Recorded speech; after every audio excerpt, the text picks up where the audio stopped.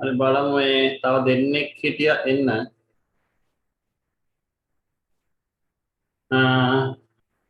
හරි පුතේ. අපි බලමු. ලියන්න මෙහෙම. ඔයගොල්ලෝ ලියා ගන්න තියෙන මේක. ලියන්න. රූපේ දැක්වෙන ආකාරයට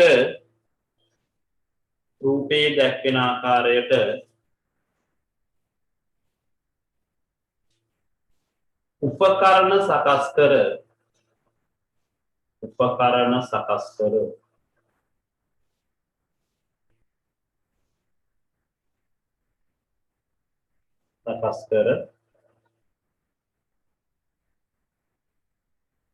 ස්විචය සංවෘත කළ විට ඒ කියන්නේ ඔන් කරනවා කියන එක පුතේ ස්විචය සංවෘත කළ විට උපකරණ රූපයේ දැක්වෙන ආකාරයට උපකරණ සකස් කර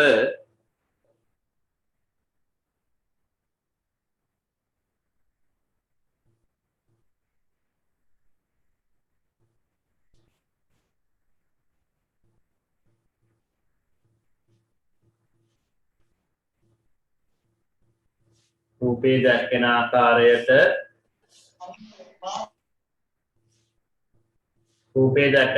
උපකරණ සකස් කර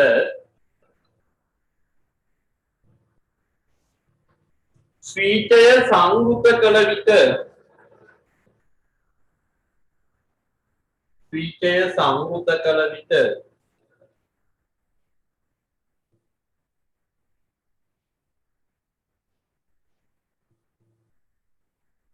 විදුලි සීනුව නාදවන හඬ ඇසි. විදුලි සීනුව නාදවන හඬ ඇසි.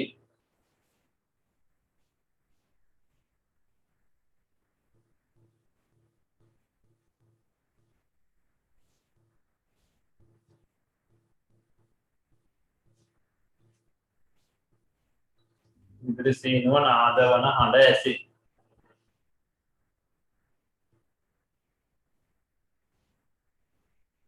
ඊළඟ රුලෙන් ලියන්න.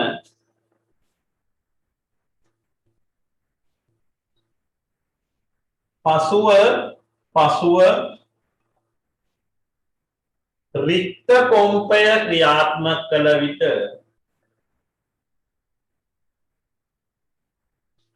පොම්පය ක්‍රියාත්මක කළ විට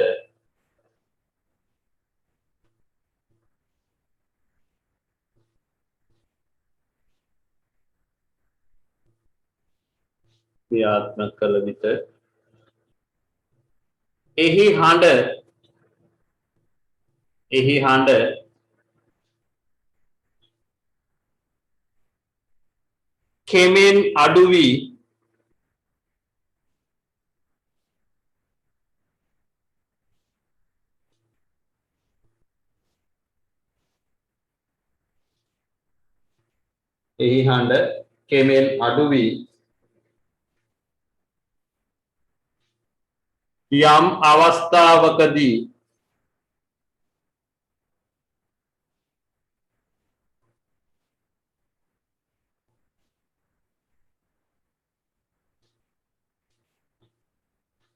යම් අවස්ථාවකදී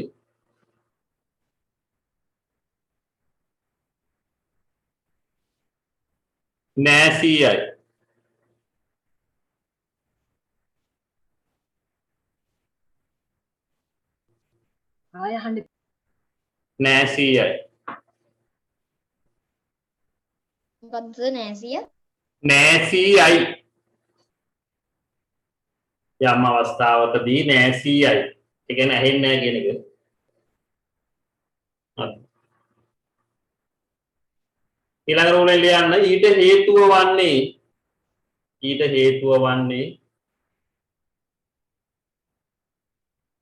රික්ත පොම්පය මගින්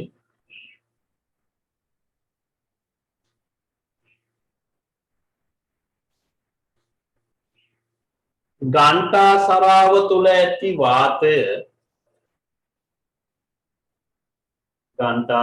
තුළ ඇති වාතය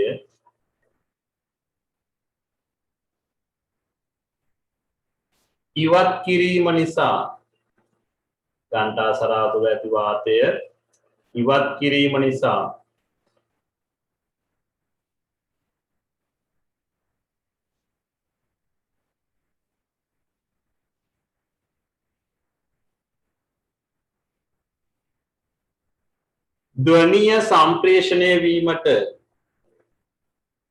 ධ්වනිය සම්ප්‍රේෂණය වීමට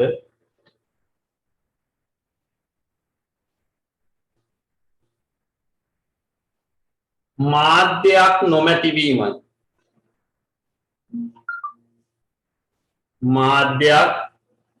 නොමැතිවීම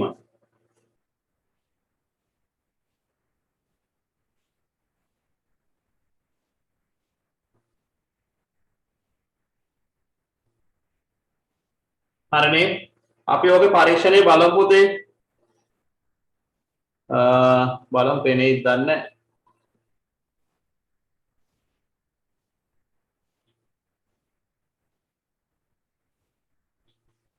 මෙන්න තියෙනවා පරීක්ෂණේ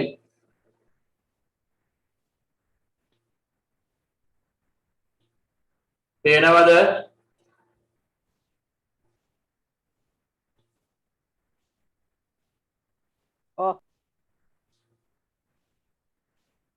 සද්දෙත් ඇහෙනවනේ නෑ සර්.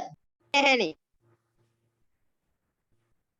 හරි කමන්නේ ඔයගොල්ලන් පේනවනේ නේද දැන් ඔය බලන්න ගාන්ටාසරාවක් තියෙන මේ ඉංග්‍රීසියක් කොහොමද හරිද ගාන්ටාසරාව තියෙනවා ඒකේ එල්ලලා තියෙනවා පේනවද විදුලි සීනුවක් ඔව් සර්. ඔව් පොඩ්ඩක් ඉන්ටර්නෙට් ප්‍රශ්නයක් තියෙන දෙකම එකපාර දුවන නිසා හරිද ඔව් ෆෝන් එකේ ලැප්ටොප් එක දෙකම එකපාරට ඕනේ. ඔව් මම ඒක අඩු කරා දැන් පේනවනේ විදුලි සීනුවක් තියෙනවා ඒ විදුලි සීනුව අර මේසේ උඩ මේකත් තියලා හයි කරලා තියෙන බලන්න ඒකේ බටයක් කියලා තියෙන යටින් මේ අන්න එතන තියෙනවා අර එහා මෝටරයක් වගේ එකක් අන්න ඒක තමයි අපි කියන්නේ ඔය රික්ත පොම්පේ කියන එක පේනවනේ හරිද දැන් අර ඕකේ සද්දය ඇහෙන්නේ නැහැ පුතේ මම සද්ද නවත්තලා ඕක අහගන්න බලන්න නවත්තලා. ඇහෙනවනේ සද්දනේ ඔව් නෑ සර්. ඒකේ සද්දය ඇහෙන්නේ නැද්ද නෑ. සද්දෙන් නෑ සර්. චුට්ටක් ඉන්න පුතේ බලන්න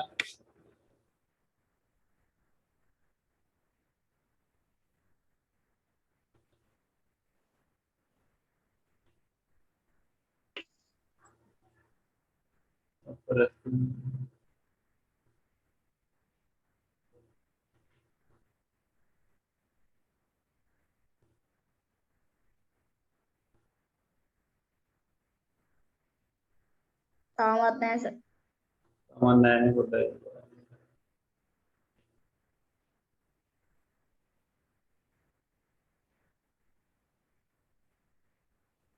Are you able to hear the sound now? Yes sir. දැන් ඇහෙනවද Now, what am I going to do? Let us try to observe. ඇහෙනවද? And one more I know thing it I'd now. like to check you. ඔන්න මම මුලට ගන්නවා ආපහු There හොඳේ are terminals for this electric bell. It is given to power supply. මම When I මොකක් කියන්නේ switch ඔයගොල්ලෝ පොඩ්ඩක් බලන්න Can you hear the sound? Can you hear? Observe carefully. There is a striker inside. There is a striker. And that striker strikes that dome. And because it is striking over there, then the sound is generated. That's why you are able to hear the sound. When I flip it over here, what happens to the sound intensity? Intensity is? Because, of course, are you able to hear the sound now? Yes sir. Of course, we are able to hear. Now, what am I going to do? Let us try to observe. And one more thing I'd like to check with. There is another instrument with me, this one. It's called as vacuum pump. This is called vacuum pump. And this vacuum pump is connected to this disc, a table. And here there is a small bowl. What happens is whenever I operate this, then and then when I keep it over here like this, then it is going to suck out all the air which is present inside. इसके अंदर जो air है इसको it is going to take out. It is going to take it. Right? Now shall we start the demonstration? Yes, sir. Okay, fine. So we are able to hear the sound. Right? Okay, fine. Let me operate this. Hold it tight. You need to observe. You need to listen carefully. You need to listen carefully. What happens to the sound intensity? Slowly decrease, isn't it? But of course, this is like this motor is making some sound. Ignore this. You concentrate only on the sound made by the bell. Is it? Are you able to hear any sound now? No, sir. What happened?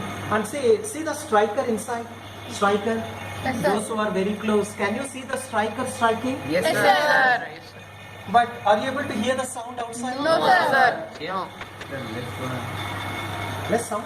It is, of course, some sound is there. Still, we'll wait for some more time. We'll wait for some more time.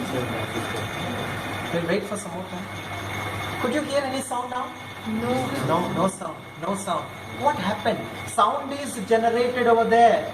Energy is generated over there because the striker is striking. Energy is created, but that energy has not passed on to outside. If it passes on to outside, we are able to hear, but that's not passed on. Means there it is generated, but it is still there only. It's not able to come outside because inside I have evacuated. Means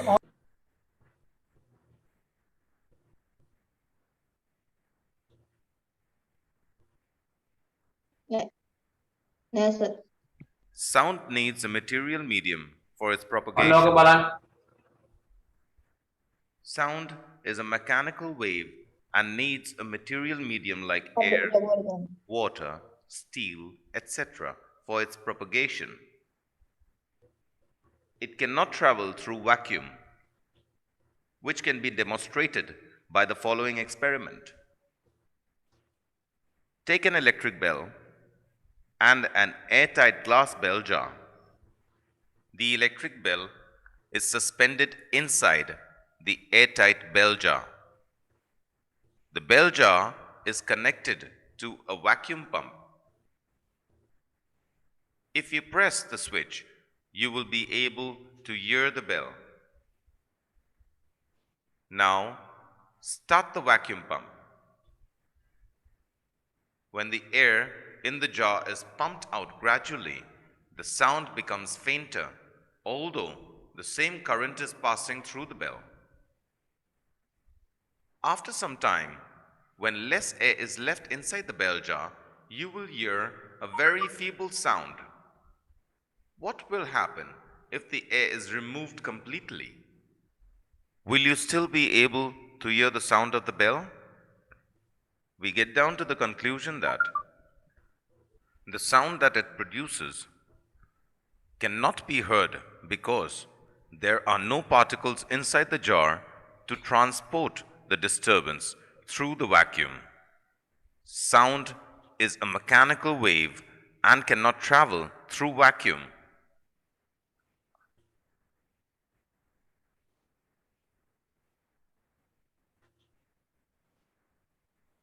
හරි නේද බලාගත්තනේ practical එක තේරුණා නේද හරිද ඇහුණාද ඒක තේරුණාද පෙවුණාද තේරුණේ නැහැ සෑහුණා. ඈ පෙවුන්නේ නැද්ද හරියට තේරුණා සර්. ඔව් ඒක තේරුණාද මේක වෙන්නේ මේක අර ඒක අපිට අර දකින්න පුළුවන් විදිහට මම කිව්වේ ඔක සාමාන්‍ය ප්‍රැක්ටිකල් එකක් විදිහට දැන් අපිට ඔක තේරුම් ගන්න පුළුවන් දැන් අපි තේරුම් ගන්න පුළුවන් වෙන්න ඕනේ හරිද එතකොට ඔගේ ඔයගොල්ලෝ මතක තියාගන්න ඕන කාරණේ මම කලිනුත් කියලා ඇති ඝන දේවල් වල වැඩිම ඊට පස්සේ ද්‍රව වල ඊට වඩා අඩු වාතයේ තමයි අඩුම හරිද ගමන් කරන්නේ හරිනේ එතකොට ඒ ටික මතක තියාගන්න ඇත්තටම කිව්වොත් ඔය ටික විතරයි පාඩමේ තියෙන්නේ. හරිද? ඔය කොටස විතරයි වැඩිපුර ඉගෙන ගන්න තියෙන්නේ. ඒතර අර නූල් සද්දේ ඒ ගමන් කරන විදිය ගැන පොඩ්ඩක් ඒක මතක තියාගන්න. අර අපි අර සෙල්ලම් ටෙලිෆෝන් හදන විදිය නේ නූලක් දාලා අම්බියක් දාලා හරි. හරිද? ඒතර ඔය ටික මතක තියාගන්න. ඔකේ පේපර් එක මම ඊළඟ මාසෙ දෙන්නම්. මේ කොච්චරයි පුතේ කතා කරන්නේ අපි ඊළඟ යමු 12 වෙනි පාඩමට. සර් ඔව්.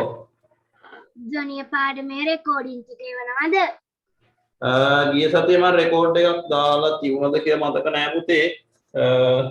ඒකේ චූටි කෑල්ලක් තමයි මට මතක තියෙන්නේ. දැම්මද කියලා මතක නෑ. දාලා තිබුණාද? ගිය සතියේ නෑ සර්. නෑ. එහෙනම් නෑ පුතේ. රෙකෝඩින් එකක් මට මතක නෑ මේ.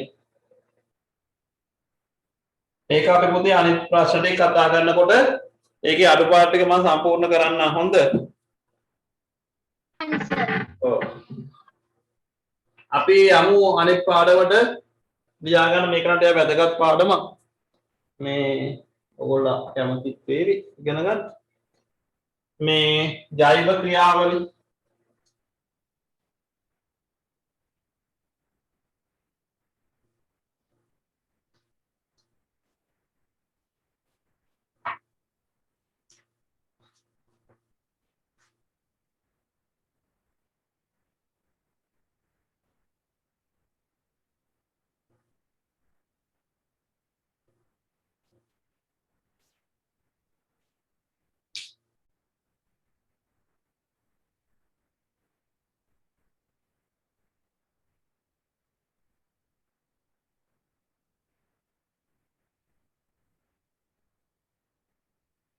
වල දෙන්නේ අයින් වෙලා තියෙන පුදාන්තිත් සහ සම්බුයින් ගන්න.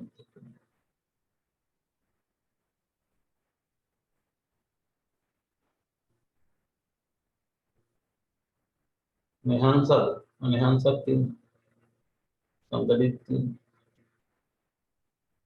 නබි කිය.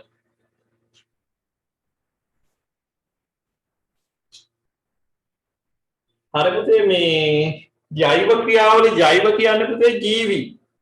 එතකොට ජීවීන්ගේ ශරීර සහ ඒව තුල සිදුවෙන ක්‍රියාවලි ගැන තමයි පුතේ මේ පාඩමේදී අධ්‍යයනය කරන්නේ. ප්‍රධාන වශයෙන් අපි මේකේ පද්ධති දෙකක් ගැන කතා කරනවා අපේ ඇඟේ තියෙන. ඒක තමයි ආහාර ජීර්ණ පද්ධතිය සහ ශ්වසන පද්ධතිය කියන එක. හරිද? ආහාර ජීර්ණ පද්ධතියයි ශ්වසන පද්ධතියයි. ඒතකොට මේ දෙක ගැන වැඩිපුර කතා කරනවා අපි. ඊට කලින් එතකොට පද්ධති මට්ටමට එන්න කලින් අපි ඊට වඩා එහා දෙයක් කතා කරනවා. මේ ශරීරය නැත්නම් ජීවීන්ගේ දේහ නිර්මාණය වෙලා තියෙන්නේ කොහොමද කියන එක. නේ? අපිව නිර්මාණය වෙලා දැන් මේ අපි බැලු බැලමට අපේ ඇඟේ එහෙම දේවල් පේන්නේ නැහැ නේ. අපි නිර්මාණය වෙලා තියෙන දේවල් ඕගොල්ලන්ගේ ඇහුවොත් කියන්නේ කොහොමද? නේ? ඔළුවක් තියෙනවා, කඳක් තියෙනවා, අතපය තියෙනවා නේ. ඔන්න ඔය ටික කියන්නේ අපිව සාමාන්‍ය මූලිකවම හැදලා තියෙන්නේ කියන එක. නේ? එතකොට ඒ විදිහට ගත්තාම අපිව මූලිකවම නිර්මාණය වෙලා තියෙන ඔන්න කොටස් තුනේ. නමුත් අපි ඕක තවත් කුඩා විදියට බැලුවොත් පල්ලෙහා මට්ටමේ හරිද? පහළ මට්ටමින් බැලුවහම ඊට වඩා අලුත් දෙයක් මේ අපේ ශරීර තුල දකින්න ලැබෙනවා. හරිද? දැන් අපිට පෙවුන් නැතුවල මේන් කොටසක් අපේ අන්විෂය ගැන කතා කරානේ. අන්විෂය ගැන කතා කරනකොට ඒකෙදී අපේ මේ ශරීරයේ තියෙන කොටස් අපි කියනවා ඉතාමත් කුඩා දේවල් වලින් නිර්මාණය වෙලා තියෙනවා කියන්නේ. ඒකට කියන්නේ හරිද? සෛල කියන්නේ. හරිද? අපි ඉතාමත් කුඩා දේවල් වලින් තමයි නිර්මාණය වෙලා තියෙන්නේ සෛල. එතකොට සෛල රාශියකින් තමයි අපිව නිර්මාණය වෙලා තියෙන්නේ. ඒක බලා ගන්න පුළුවන් අන්වීක්ෂයකින් බැලුවොත් විතරයි. තේරුණාද? අන්වීක්ෂයකින් බැලුවහම තමයි අපිට බලා ගන්න පුළුවන්. හරිද? එතකොට මේ කුඩාම ඒකකය අපි කියන ජීවී නිර්මාණය වෙලා තියෙන කුඩාම ඒකකය සෛලයක් කියලා. හරිද? එතකොට මේ සෛලය අපිට බලන්න වෙන්නේ අන්වීක්ෂයකින්. ඒ කියන්නේ ඉතාමත් කුඩායි. දැන් බැලුව බැලමට අපිව සෛල වලින් නිර්මාණය වෙලා තියෙක පේන්නේ. අපිට පේන්නේ අතපය තහද ඔය කඳ බඩ ඒව ටික තමයි නේ? ඔළුවක් එක තියෙනවා. හරිද? නමුත් මේක තවදුරටත් බෙදාගෙන ගියොත් කුඩාම දේවල්. ඕක හරියට සමාන කරලා දෙනවා පොතෙත් එක්ක කියලා දෙනවා මේ බිත්තියක් බැලුවාම අපිට බිත්තිය ලොකු එකක් පෙවුනට දැන් ওই බිත්තිය නිර්මාණය වෙන්නේ කොහොමද? ගඩොලින් ගඩොල බැඳිලානේ. ඒතකොට ගඩොලින් ගඩොල බැඳෙනවා කියලා කියන්නේ මොකද්ද? ඒක අපිට පෙවුන්නේ නැති වුණාට අවසානයේදී ඒවා විශාල බිත්තියක් බවට පත් වෙනවා. ඒ වගේම තමයි අපේ ශරීරය. අපිට අපිට පේන්නේ නැති මීවදේ මීවදෙත් යන්න පුළුවන් පුතේ. ඒ අර මම ඒක ගැන කියන්නම්. දැන් අපිට දැන් කියන්න පුතේ. දැන් ඔය සෛලයක් මුලින්ම කියන්නේ බලලා තියෙන්නේ නිරීක්ෂණය කරලා තියෙන්නේ රොබර්ට් හුක් කියලා විද්‍යාඥයෙක්.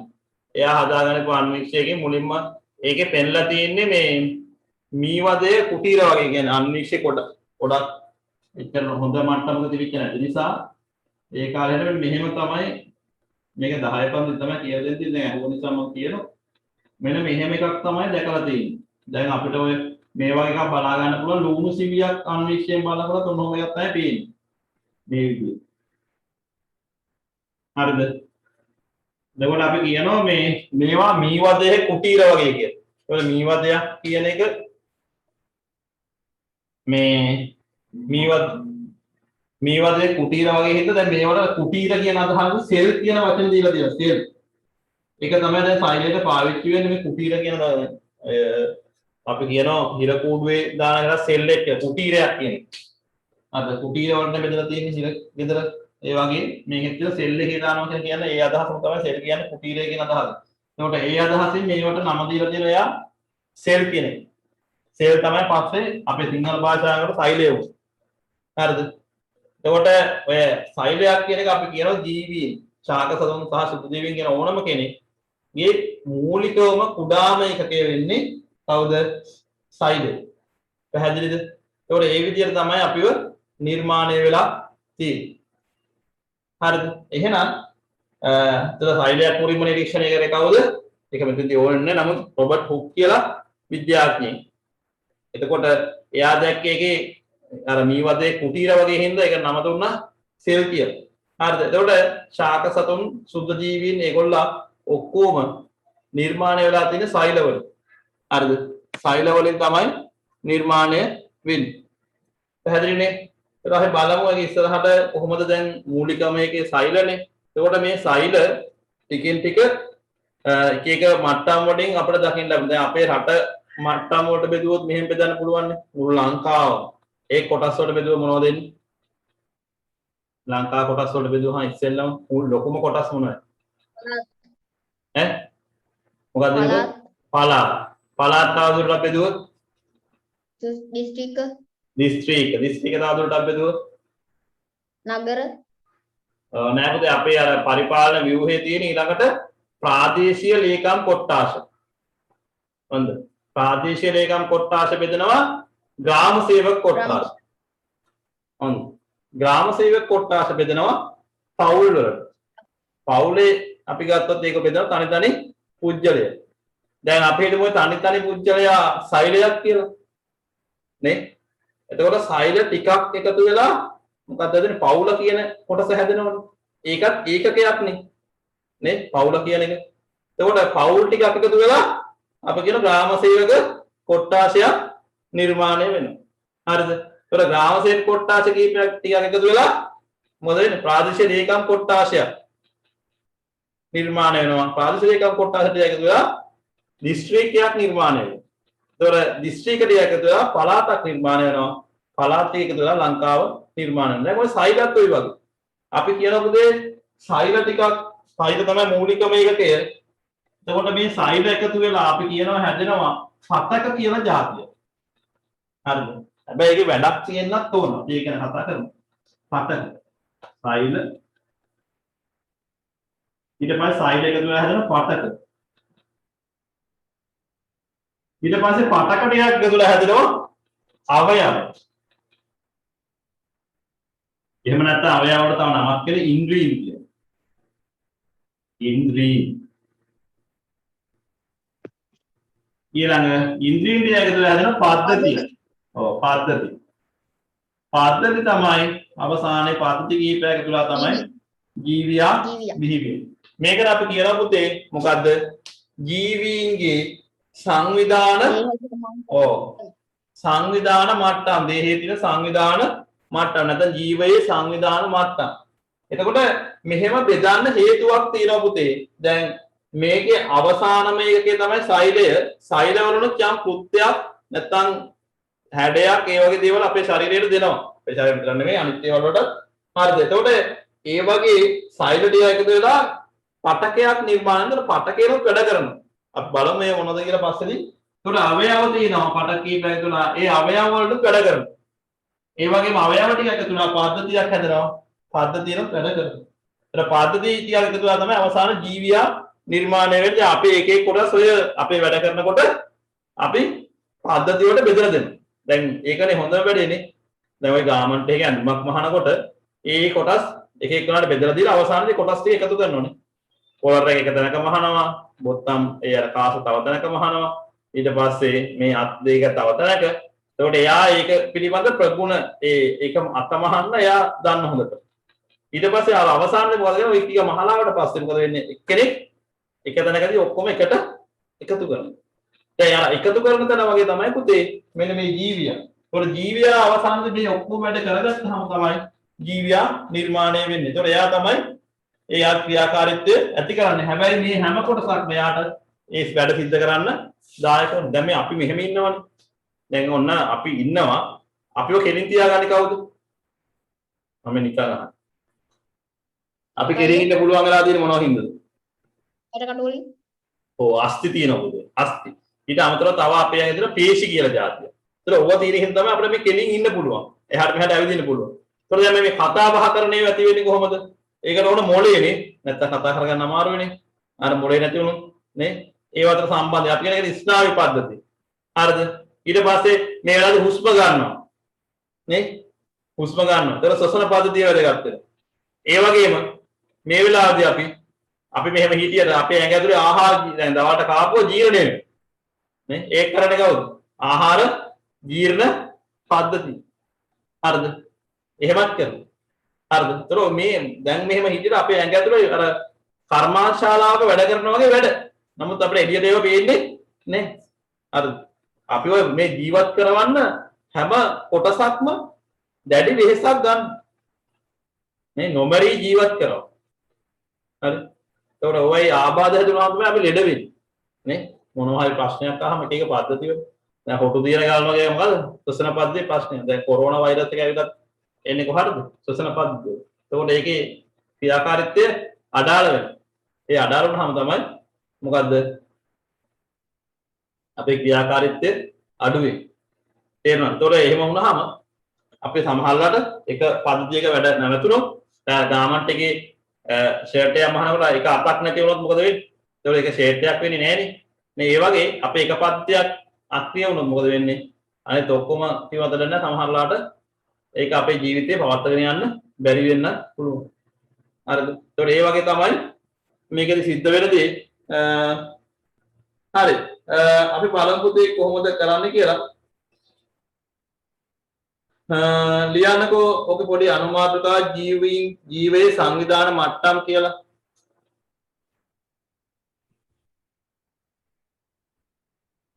ජීවයේ සංවිධාන මට්ටම්.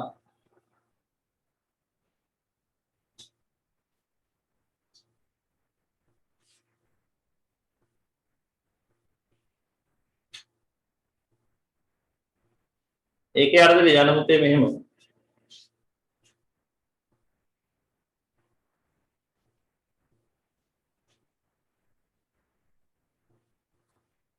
බොහෝ ජීවීන් සැලකූ විට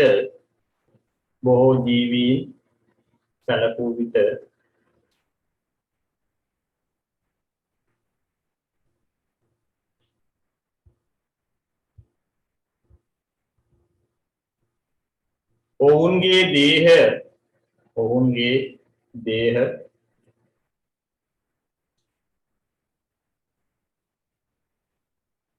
මොකද්ද සර් කිව්වේ? බොහෝ ජීවීන් සැලකූ විට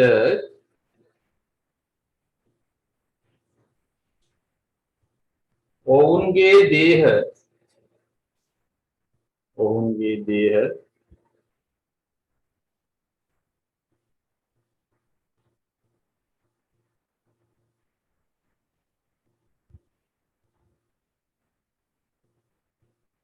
නිර්මාණය කිරීම සඳහා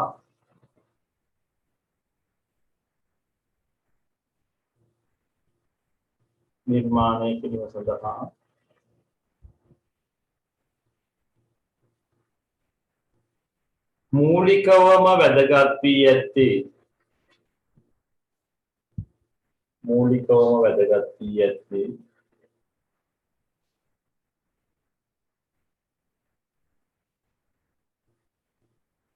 සෛලය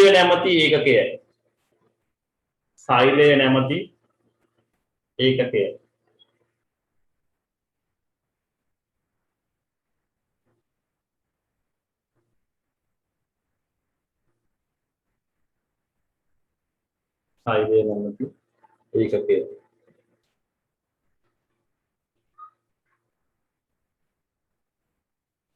ඊළඟ රූලෙන් එම සෛල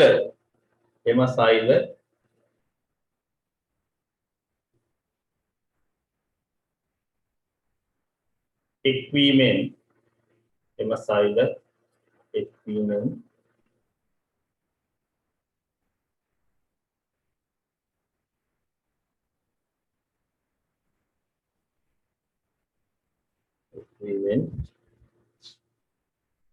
දේහයේ විවිධ කොටස්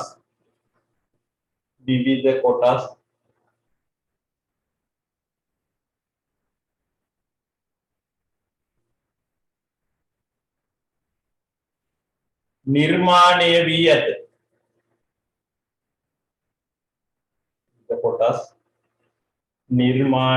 ඇත.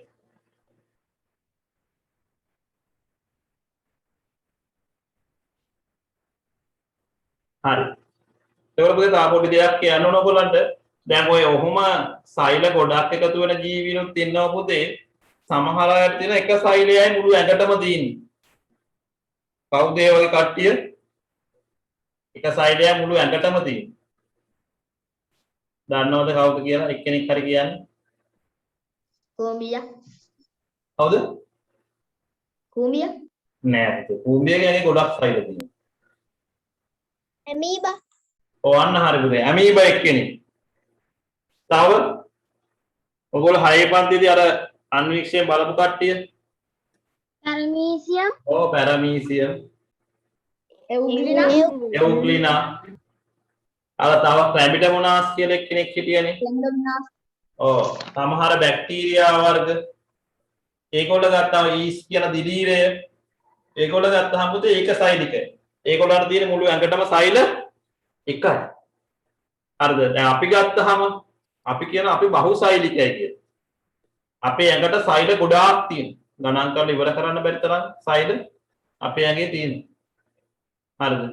එතකොට ඒ නිසා අපි කියනතර ඔය දැන් ඔය කලින් කතා කරපු සංවිධාන මට්ටම් ගොඩනගන්නේ බහුසෛලික ජීවීන්. බහු කියලා කියන්නේ ගොඩක් සෛල තියෙන අය. ඒ වගේම ඒකසෛලික ජීවීන් ඔය කියන විදිහේ සංවිධාන මට්ටම් පිහිටන්නේ නැහැ. තේරුණාද? ඇයි? ඒගොල්ලන්ට එක සෛලයන් තියෙන්නේ. දැන් ඔය කියන විදිහට සෛල ඊට පස්සේ පටක වෙන්න සෛල ගොඩක් එකතු වෙන්න එපා. එහෙම වෙන්නේ නැහැ. පැහැදිලිනේ? හරිද? ඒකත් අය පොඩ්ඩක් ලියාගෙන යන්න පුතේ. ලියන්න ජීවි දේහවල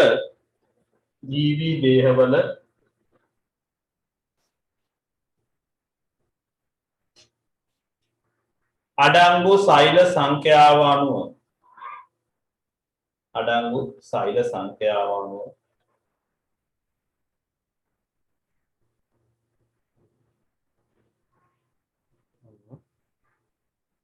ජීවීන් ප්‍රධාන කොටස් දෙකකට බෙදිය හැකියි.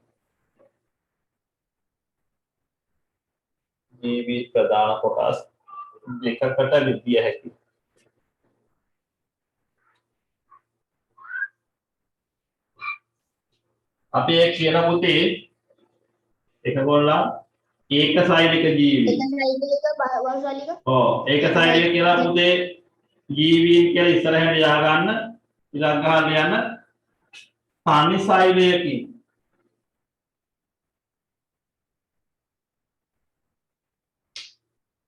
පනිසෛලයකින්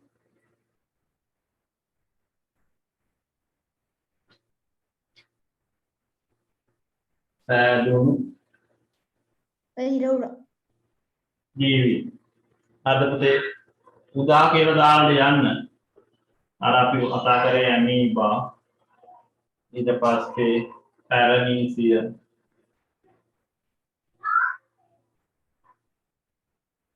යෝප්‍රිනා ඔය ලියන එකට උඩ එකක් තියා ගන්න ඕනද? ඔව් පුතේ එක කියලා දාලා ලියා ගන්න ඒක සාල්පත් පළුවක් හරි ඒක සෛනික ජීවීන් කියලා. එහෙම ලියලා සෛල පතක නෑ නෑ ඒක ලියන්න එපා පුතේ ඒක දාන්න එපා. මේ එපා. ඒක එපා.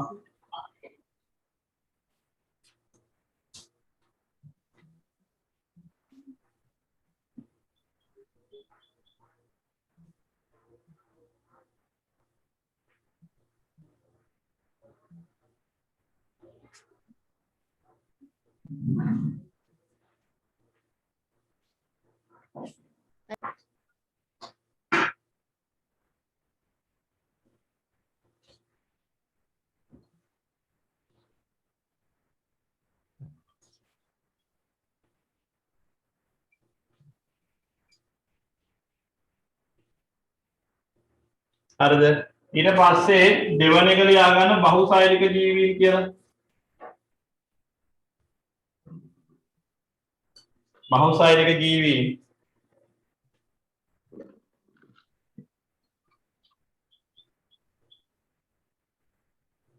ඒක ලියා ගන්න සෛල රාශියකින් සෑදුණු ජීවීන් කියලා.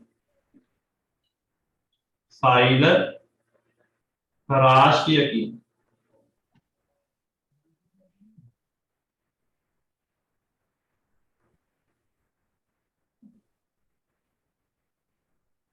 උදාලයන මිනිසා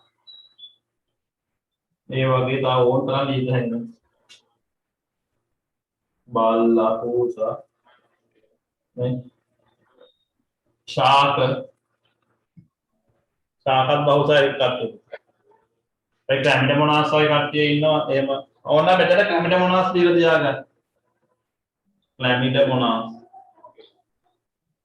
ශාක පැත්තෙන්